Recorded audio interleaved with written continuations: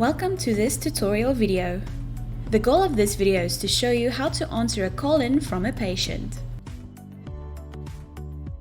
Take note, ensure that your system is enabled to receive call-ins from patients. As the practitioner, start by clicking on the minimizer button where you will see a red telephone icon. Click on this icon to indicate to potential call-in patients that you are currently available and taking calls. Ensure that the telephone icon turns green. Now, when a patient makes a call, the minimizer will show their details such as their name, location, and a reason for the call-in. Click on the Accept button to accept the call-in. This action will create a booking on the diary and open the Telemed workflow events screen.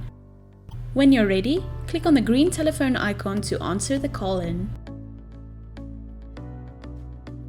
To indicate that you are not available for call-ins, click on the green telephone icon.